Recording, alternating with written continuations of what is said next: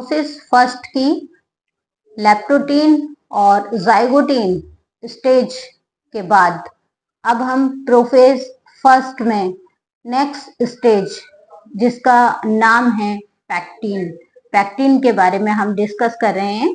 तो जहां जाइगोटीन में जो होमोलोगस क्रोमोसोम्स की पेयरिंग हो गई थी, number of bivalent total number of chromosomes के हाफ थे, तो अब पैक्टीन स्टेज में क्या होता है, ये जो हाफ क्रोमोसोम हुए, जो होमोलोगस क्रोमोसोम्स हुए हैं, अब पैक्टीन स्टेज में इन क्रॉसिंग ओवर होती है, इन क्रोमोसोम्स की क्या होती है, क्रॉसिंग ओवर होती है।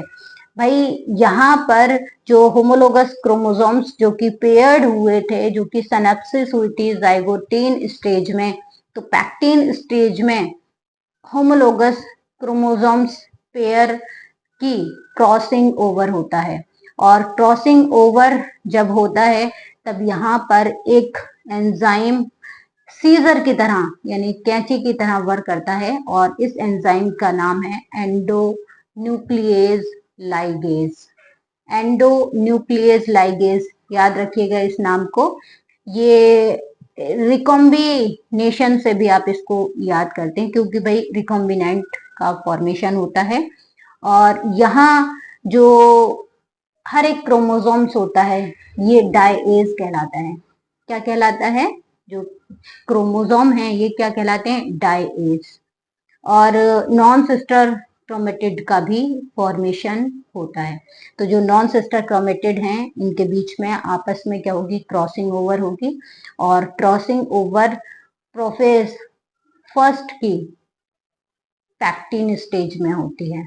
याद रखिएगा, पेयरिंग कब हुई? जाइगोटीन स्टेज में। और क्रॉसिंग ओवर कब हुआ है? पैक्टीन स्टेज में। यहाँ जो पैक्टीन स्टेज है, अगर हम क्रॉसिंग ओवर की बात करें तो bilateral exchange of part of chromosomes between non sister chromatid of homologous chromosomes. तो जब नॉन सिस्टर जो क्रोमेटिड हैं, ये होमोलोगस जो क्रोमोसोम्स हैं, इनके बीच में क्या होता है? क्रॉसिंग ओवर होता है। और यहाँ जो एंजाइम है वो है एंडोन्यूक्लिएज लाइगेज, जो कि सीजर का वर्क करता है।